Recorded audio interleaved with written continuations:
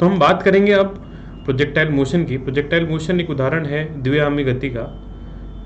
द्विआयामी गति हम बोल सकते हैं, देखा जाए तो एक तरह से इंग्लिश में बोले तो हम बोलते हैं 2D मोशन की बात करना, कि अगर कोई वस्तु 2D मोशन कर रहा है, 2D मोशन द्विआयामी गति मतलब एक साथ एक से ज़्यादा अक्ष के अनुदिश गति कर रहा है। हो सकता है मान लेते हैं x के अनुदिश कर रहा हो सकता है y के अनुदिश कर रहा हो सकता है z के अनुदिश कर रहा हो। तो x, y और z में से हम मान लें कि किन्हीं भी दो अक्ष के अनुदिश अगर ये गति कर रहा है एक साथ, x y या y z या x z, तो ऐसी गति को हम द्विआयामी गति कहते हैं। 2D मोशन का सबसे सिंपल और सबसे इम्पॉर्टेंट हमारे लिए जो एग्जांपल है वो हम बोलते हैं कि प्रक्षेप्य गति, जिसको इंग्लिश में हम प्रोजेक्टाइल मोशन भी कहते हैं। प्रोजेक्टाइल मोशन हमारा मेन टॉपिक है, लेकिन उससे पहले थोड़ा सा द्विआयामी गति को समझते हैं। हम बोलते हैं गति के जितने भी वस्तुओं के बारे में हम बात करते हैं, जैसे अगर हम वेग के बारे में बात करें, त्वरण के बारे में बात करें, विस्थापन के बारे में बात करें, तो ये जितने भी क्वांटिटी हैं ये सब सदिश राशियाँ हैं। और सदिश की खास बात होती है कि अगर मेरे पास कोई भी एक सदिश है ए, तो मैं उसको एक तरह से तीन घटकों के रूप में लिख सकता हूँ, ए x I cap plus A Y J cap plus A Z के कैप के बराबर मैं तीन एकांक सदिश, तीन अक्षों के अनुदिश इसको बांट सकता हूँ। और सदिश की खास बात होती है कि जो उसका एक्स घटक है या एक्स हम बोल सकते हैं कि दिशा का जो परिमाण होगा इसका एक्स अक्ष के अनुदिश, वो वाई वाले पर निर्भर नहीं करता, वाई वाला जेड वाले पे नहीं करता, या जेड वाला एक्स और वाई दोनों पर निर्भर नहीं करता। कहने का मतलब है एक दिशा के जो भौतिक राशियां हैं वो उसके लंबवत दिशाओं की भौतिक राशियों में निर्भर नहीं करती। मतलब x का वेग सिर्फ x पर निर्भर करेगा, y और z पर निर्भर नहीं करेगा। ऐसे ही x के वेग को परिवर्तित सिर्फ x का त्वरण ही कर पाएगा, y और z का त्वरण इसको परिवर्तित नहीं कर पाएगा। ये बहुत बहुत बहुत इंपॉर्टेंट बात है, इसको आप नोट डाउन करके रख सकते हैं, याद रखिएगा, बहुत ज़रूरी इंपॉर्टेंट बात है कि एक किसी विशेष दिशा की जब हम बात कर रहे हैं तो उस दिशा के जितने भी चर हैं उनको सिर्फ उसी दिशा के चर ही परिवर्तित कर सकते हैं, उसके लंबवत वाले चरों का उस पर कोई प्रभाव नहीं होगा। आगे बात करते हैं, इसको एक एग्जाम्पल से समझते हैं। जैसे हम बोलते हैं कि हमारे जो गति के समीकरण आपने पढ़े होंगे बचपन में, v बराबर हम बोलते हैं u प्लस ए टी लिखते थे, या अगर हम s बराबर लिखें तो s बराबर U T plus 1/2 A T square लिखते थे, या अगर हम तीसरा समीकरण लिखें तो वी स्क्वायर बराबर यू स्क्वायर प्लस 2s लिखते थे। इन तीनों समीकरणों को अगर मैं सदिश रूप में लिखना चाहूँ तो फर्क क्या पड़ेगा, क्योंकि वेग, विस्थापन, त्वरण ये सब हम बोल सकते हैं सदिश राशियाँ हैं। अगर इन सभी को मैं अगर सदिश रूप में लिखना चाहूँ तो मेरा जो पहला समीकरण बनेगा वो ये कुछ बन जाएगा, v सदिश बराबर u सदिश प्लस a सदिश इंटू टी। समय तो हम जानते हैं कि सदिश राशि नहीं है, अदिश राशि है। ऐसे ही विस्थापन को लिखेंगे तो विस्थापन बन जाएगा s विस्थापन सदिश बराबर u सदिश इंटू टी प्लस 1/2 a सदिश इंटू टी का वर्ग। ऐसे गति का तीसरा समीकरण लिखेंगे तो अब यहाँ v का वर्ग है, अब सदिश का वर्ग नहीं कर सकते, तो हम क्या करते हैं, हम इस सदिश का परिमाण लेते हैं और इसका वर्ग करते हैं, और हम बोलते हैं ये बन जाता है किसके बराबर, u के परिमाण का वर्ग प्लस 2a इंटू एस।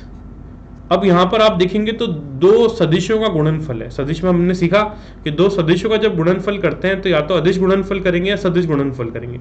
अब यहाँ आप लॉजिकली समझ सकते हो कि कौन सा गुणनफल आना चाहिए, तो यहाँ हम हो सकते हैं एक सदिश के परिमाण का वर्ग है, ये भी एक सदिश के परिमाण का वर्ग है। किसी भी सदिश का परिमाण क्या होता है, अदिश ही होता है, और अदिश राशि में हम केवल अदिश ही जोड़ सकते हैं, सदिश नहीं जोड़ सकते। मतलब इन दोनों सदिशों का जो गुणनफल है वो भी एक अदिश आना चाहिए, इसलिए मतलब हम यहाँ पर क्या लेना चाहिए, हमें एक अदिश गुणनफल लेना चाहिए, या फिर हम बोल सकते हैं बिंदु गुणनफल लेना चाहिए।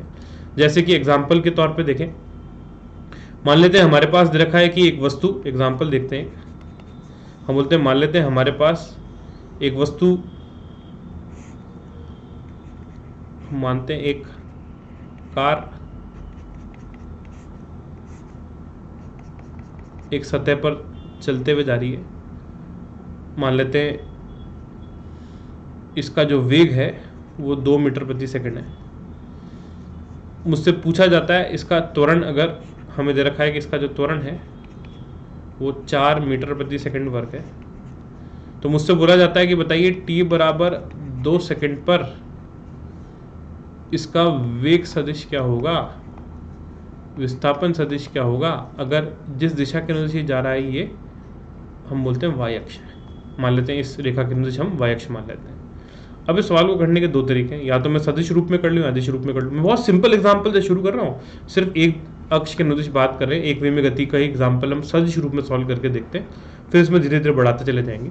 तो हम बोलते हैं एक तरीका तो क्या है, मैं प्रारंभिक वेग सदिश लिखूं। तो प्रारंभिक वेग सदिश मुझे दिख रहा है कितना है, 2 मीटर प्रति सेकंड, ये तो परिमाण हो गया, और किस दिशा के अनुदिश है, तो हम हो सकते हैं y के अनुदिश है, मतलब j कैप। ऐसे ही अगर मैं त्वरण सदिश की बात करूंगा, तो त्वरण को अगर सदिश रूप में लिखूंगा तो त्वरण भी मुझे दिख रहा है कि त्वरण सदिश जो है वो 4 मीटर प्रति सेकंड वर्ग है, और ये भी y अक्ष के अनुदिश है। हमसे वेग सदिश पूछा तो हम गति का पहला समीकरण लगाते हुए सदिश रूप में लिख सकते हैं, v बराबर u सदिश प्लस a सदिश इंटू टी। u सदिश मुझे दे रखा है 2 i कैप के बराबर, a सदिश दे रखा है मुझे 2 j कैप है, y x अक्ष के अनुदिश नहीं, y अक्ष के अनुदिश है। ऐसे ही अगर मैं त्वरण को देखूंगा तो 4 j कैप के बराबर है, और कितने समय के बाद पूछा है हमसे, 2 सेकंड के बाद, तो t बराबर 2 डाल दिया। सॉल्व करोगे तो 2 + 4 दूनी 8, तो हम हो सकते हैं कितना बन जाएगा, 10 j कैप। हम हो सकते हैं, यह आ गया वेग सदिश कितनी देर के बाद, हम हो सकते हैं कि 2 सेकंड के बाद। इसको अगर आप सीधे सिंपल v बराबर u प्लस ct बिना सदिश लगा के करते तो भी कर सकते थे। u कितना है 2, त्वरण कितना है 4, कितने समय के बाद 2, सॉल्व करोगे तो v बराबर 10 आ गया। और क्योंकि इसकी दिशा क्या है तो हम हो सकते हैं, ये तो एक तरह से क्या आ गया, वेग सदिश का परिमाण, और हम जानते हैं कि कौन सी दिशा में गति कर रहा है, तो ये y अक्ष के अनुदिश गति कर रहा है। तो अगर सदिश रूप में लिखेंगे किसी भी सदिश को, हम कुछ ऐसे लिख लेते हैं, सदिश का परिमाण इंटू उसकी दिशा एकांक सदिश, तो परिमाण मैंने लिख लिया 10 है, और किस दिशा में j कैप, तो ये 10 j कैप मीटर प्रति सेकंड। वापस से यहाँ से भी हम लिख सकते हैं। तो ये बात होगी सदिश रूप में अगर हमें इस्तेमाल करना है। बहुत ही सिंपल एग्जांपल से समझाया मैंने आपको। थोड़ा सा इसको आप दोनों तरह से कर सकते हैं, तो पहले वाले तरीके से के बजाय आप दूसरा तरीका इस्तेमाल करना ज़्यादा पसंद करोगे, क्योंकि उसमें सदिश यूज नहीं हो रहा है और आपको अच्छी खासी प्रैक्टिस है उसको यूज़ करने की। बट अगर मैं थोड़ा सा इसका डिफिकल्टी लेवल बढ़ाऊँ, जैसे अगर मैं मान लूँ कि मुझे ये दे रखा है कि वस्तु का जो प्रारंभिक वेग है वो i cap minus 3 j cap meter प्रति सेकंड है। त्वरण जो है वो हम बोलते हैं हमें दे रखा है 2 i कैप मीटर प्रति सेकंड वर्ग के बराबर। मतलब देख सकते हैं आप, वेग के 2 घटक हैं, एक x घटक है और एक y घटक है, लेकिन त्वरण का सिर्फ एक x घटक है। इस तरह का एग्जाम्पल हम आगे देखने वाले हैं, इसलिए मैंने उसी से मिलता जुलता एग्जाम्पल लिया ताकि हम समझ पाएं। तो इसको सॉल्व करने के दो तरीके, एक पहला तरीका अगर मैं सदिश रूप में सॉल्व करूं, मुझसे फिर पूछा गया कि बताइए t बराबर 2 सेकंड पर वस्तु का वेग कितना होगा। तो हम बोलते हैं ठीक है, वेग चाहिए, तो वेग निकालने के लिए हम क्या करते हैं, गति का फिर पहला समीकरण लगा देते हैं, v बराबर u प्लस ए टी। क्या अलग कर रहे हैं, तो जैसे मैंने भी आपको थोड़ी देर पहले बोला था कि हम अब सदिश रूप में लिख रहे हैं समीकरण को। कोई बोले कि सर बिना सदिश के नहीं कर सकते क्या, बिल्कुल कर सकते हैं बेटा, अभी बताता हूँ वो भी कैसे करेंगे, वही हमें सीखना है। तो v बराबर u प्लस ए टी, तो u की जगह तो क्या लिख दिया, i cap minus 3 j cap, plus त्वरण की जगह क्या लिख दिया 2 i कैप, कितने समय के बाद पूछा 2 सेकंड, पुट कर दिया।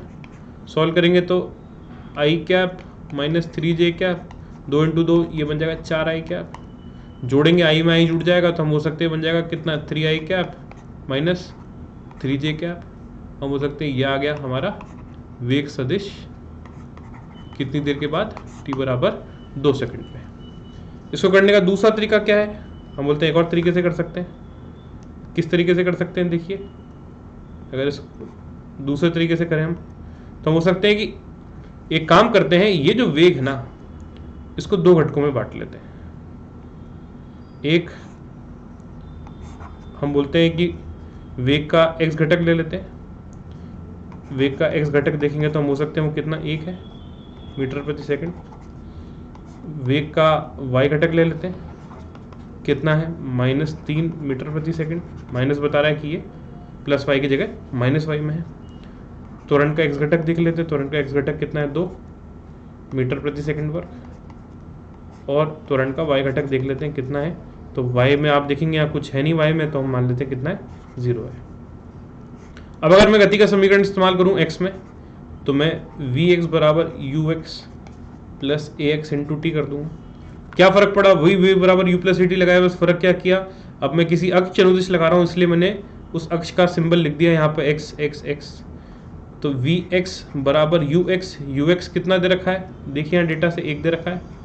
ax कितना दे रखा है, 2 दे रखा है। इंटू टी कितने समय के बाद निकालना है, 2 सेकंड के बराबर। सॉल्व करेंगे तो हम हो सकते हैं इसकी वैल्यू जब आप सॉल्व करोगे, तो जब आप इसको सॉल्व करोगे तो ये सॉल्व करने पे 2 2 4 5 के बराबर आ जाएगा। हम हो सकते हैं कि ये एक्स अक्ष का वेग आ गया। ऐसे जब वाई अक्ष में बात करेंगे तो हम हो सकते हैं कि वाई अक्ष में जब इसको सॉल्व करेंगे वी वाई, तो हम हो सकते हैं इसको भी U Y plus A Y into T लिखा जा सकता है। यू वाई कितना है, -3। ए वाई कितना है, ए वाई अगर आप देखेंगे तो ए वाई तो 0 है। कितने समय के बाद हो रही है, 2 सेकंड के बाद। तो सॉल्व करोगे तो कितना आ गया, -3 आ गया। तो सॉल्व करेंगे तो हम हो सकते हैं यहाँ से वेग सदिश जब लिखेंगे तो वो कितना आ जाएगा, तो वो हम हो सकते हैं उसको Vx आई कैप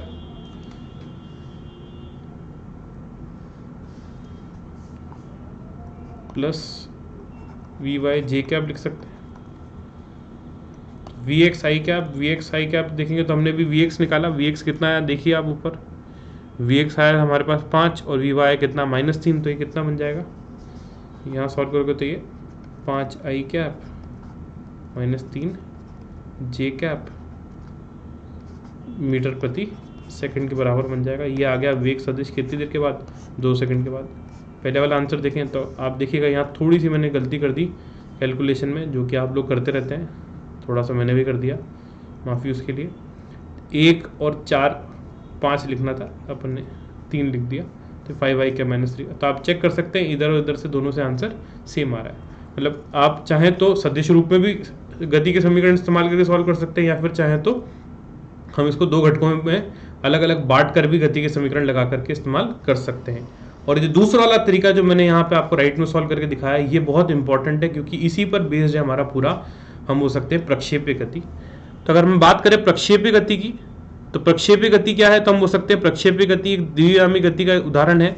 कि अगर हम बोलते हैं हमने किसी वस्तु को मान लेते हैं क्षैतिज, सबसे सिंपल एग्जांपल, एक लड़के ने एक गेंद को, फुटबॉल को किक किया। तो जैसे किक किया, फुटबॉल खेलते होंगे आप, तो किक किया तो ये बॉल ऐसे दूर कहीं जा करके गिरती है। अगर आप देखेंगे तो इस कैसे पथ पे, एक परवलयाकार पथ पर दूर जाके गिर गई ये गेंद। ये जो गति है किस तरह की गति है, तो हम हो सकते हैं इस गति को हम कह सकते हैं ये एक प्रक्षेप्य गति है। दूसरा एग्जाम्पल ले सकते हैं, एक तोप से हम हो सकते हैं कि एक तोप ने एक गोला छोड़ा हवा में कहीं दूर दुश्मनों के ऊपर, तो ये गोला जो है हवा में ऐसे दूर जाकर के उनके ऊपर गिर रहा है। ये गति भी आप देख सकते हैं सेम मिलती जुलती प्रक्षेप्य गति है। तीसरा एग्जांपल देख सकते हो आप, 2 लड़के आपस में बॉल के साथ खेल रहे हैं, कैच। तो इस व्यक्ति ने इस बॉल को ऊपर फेंका, ये बॉल कहीं ऐसे जा करके इस लड़के के पास है, इसने इसको पकड़ लिया। एक सिंपल एग्जांपल जो रोज कहीं ना कहीं आप देखते होंगे। और उदाहरण देखें तो कहीं दूर आप मान लेते अपने घर की छत पे खड़े थे, रास्ते पे दूर जाते हुए आदमी को आपने देखा, आपके मन में शरारत सूझी, आपने होली का टाइम था, एक गुब्बारा लिया पानी का और ऐसे फेंक दिया, वो गुब्बारा ऐसे जाकर के इस व्यक्ति पे गिर रहा है। हम देखेंगे तो ये एग्जाम्पल भी एक प्रक्षेप्य गति का उदाहरण है। तो ऐसे कितने सारे एग्जाम्पल हम प्रक्षेप्य गति के देख सकते हैं। मुख्यतः 3 तरह की प्रक्षेप्य गति हम देखते हैं जिन पे ज़्यादातर हमारे सवाल आते हैं। एक, सतह से सतह पे फेंकना, कि किसी व्यक्ति ने गेंद को लिया और यहाँ से किसी वेग से ठीक किसी कोण पे फेंक दिया, गेंद कहीं दूर जाकर के गिर रही है, सतह से सतह पर जाकर गिरना। दूसरा है क्षैतिज प्रक्षेपण, कि किसी मीनार से, किसी h ऊंचाई की मीनार से व्यक्ति ने गेंद को क्षैतिज दिशा में फेंक दिया तो गेंद कहीं दूर जाकर के गिर रही है, ये भी एक प्रक्षेपीय गति का उदाहरण है। तीसरा उदाहरण अगर आप देखें तो हम हो सकते हैं एक नत्तल पे बात करना,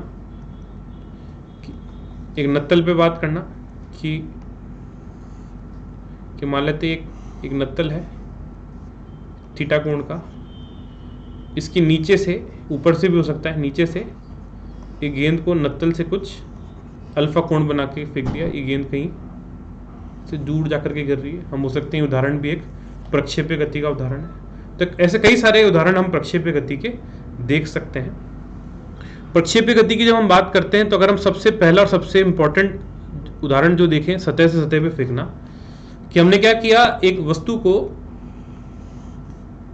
किसी बिंदु से, जिसको हम प्रक्षेपण बिंदु कहते हैं, किसी वेग से, जिसको प्रक्षेपण चाल कहते हैं, किसी कोण पे, जिसको हम प्रक्षेपण कोण कहते हैं, पे फेंका और वस्तु कहीं दूर जाकर के गिर रही है। अब अगर आप इस तरह की गति को देखें तो एक द्विआयामी गति है। द्विआयामी गति मतलब एक साथ इसके दो, हम हो सकते हैं कि दिशाओं में इसके निर्देशांक परिवर्तित हो रहे हैं। कौन से दो दिशाएं मान सकते हैं, तो आप अपने हिसाब से कोई भी दिशा मान सकते हैं दो, बट हम ज़्यादातर क्या करते हैं, हम XYZ कोऑर्डिनेट सिस्टम इस्तेमाल करते हैं। तो इसलिए हम क्या करते हैं, जिस बिंदु से फेंका, इसको मूल बिंदु कह देते हैं, प्रक्षेपण बिंदु को, जिस दिशा में जाकर के ये गिरा है उस रेखा के अनुदिश हम अपनी मर्जी से अक्ष मान लेते हैं, इसको मैं x अक्ष कह देता हूँ। इसके लंबवत दिशा में हम एक दूसरा अक्ष मान लेते हैं, इसको हम y अक्ष कह देते हैं। आप z भी मान सकते हैं। ऊर्ध्वाधर ऊपर की ओर हमने y अक्ष मान लिया, क्षैतिज दिशा में हमने x अक्ष मान लिया। अब इस गति के दौरान ये वस्तु जब कहीं पर भी होगी तो आप देख सकते हैं इसका x निर्देशांक और y निर्देशांक दोनों परिवर्तित होते जा रहे हैं। जैसे जैसे एक वस्तु आगे बढ़ती जा रही है, इसका x निर्देशांक भी परिवर्तित होता जा रहा है और हम हो सकते हैं y निर्देशांक भी परिवर्तित होता जा रहा है। तो इसलिए हम कह सकते हैं ये एक द्विआयामी गति का उदाहरण है। तो एक पहली बात तो होगी ये द्विआयामी गति का उदाहरण है, हमने इसको x और y दो अक्षों के निर्देश बांट लिया। अगर मैं इस गति के क्या क्या पैरामीटर है अगर इनको समझूं, जैसे हम बोल रहे हैं कि हमने ये x अक्ष, ये y अक्ष, ये मूल बिंदु या प्रक्षेपण बिंदु, यहाँ से हम बोलते हैं हमने किसी वस्तु को किसी u चाल से थीटा कोण पे फेंका और वस्तु ऐसे कहीं दूर जाकर के गिर रही है। तो किसी भी वक्त जब वस्तु हवा में गति कर रही होगी तो हम ये जानते हैं कि इसका जो त्वरण होगा वो तो ऊर्ध्वाधर नीचे की ओर है, g के बराबर है। बट अगर हम इसका वेग देखें, जैसे प्रारंभिक वेग ही देखें, तो मैं इस प्रारंभिक वेग के u के हम हो सकते हैं दो घटक कर सकते हैं, एक x के अनुदिश और एक x के लंबवत, जिसको हम y अक्ष कह रहे हैं। इसको ux कह सकता हूँ, इसको uy कह सकता हूँ। मैं कह सकता हूँ ux जो घटक होगा इसका x के अनुदिश घटक, वो हम जानते हैं कि सदिश के जब हम घटक करते हैं तो जिससे कोण बनाता है उस तरफ cos वाला घटक आता है, तो इस तरफ u cos थीटा लिख सकते हैं। ऐसे y वाला जो घटक होगा इसके लंबवत वाला, इस तरफ हम बोल सकते हैं ये u sin थीटा होगा। एक सदिश के घटक करना आपने सीखा होगा। ऐसे त्वरण की अगर हम बात करें तो हम हो सकते हैं त्वरण के भी दो घटक कहे जा सकते हैं, एक y और x। तो अगर आप देखेंगे त्वरण ऊर्ध्वाधर नीचे की ओर है, ऊर्ध्वाधर दिशा में हमने y अक्ष माना है, तो हम हो सकते हैं y अक्ष के अनुदिश त्वरण हो गया -g, और x अक्ष में देखेंगे तो हम हो सकते हैं क्योंकि त्वरण ऊर्ध्वाधर दिशा में आया है तो उसका लंबवत दिशा मतलब क्षैतिज दिशा में कोई घटक नहीं होगा। एक सदिश की खास बात है, एक सदिश का उसके लंबवत दिशा में घटक शून्य होता है, जो थोड़ी देर पहले हम डिस्कस भी कर रहे थे। एक सदिश का उसके लंबवत दिशा में कोई प्रभाव नहीं होता। x वाले सदिश को सिर्फ x वाले सदिश ही प्रभावित कर सकते हैं, y वाले प्रभावित या z वाले प्रभावित नहीं कर सकते, क्योंकि वो उसकी दिशा के लंबवत हैं। तो एक सदिश का उसके लंबवत दिशा में कोई घटक नहीं होता, इसलिए हम कह सकते हैं कि त्वरण का जब x के अनुदिश घटक देखेंगे तो वो कितना है, 0 है। तो इस तरह से हम इसके वेग को और त्वरण को, कहने को ये द्विआयामी गति है, बट हम चाहें तो x और y के अनुदिश बांट सकते हैं, त्वरण को भी और वेग को भी। थोड़ा सा और डिस्कशन इस पे हम करेंगे लेकिन अगली बार।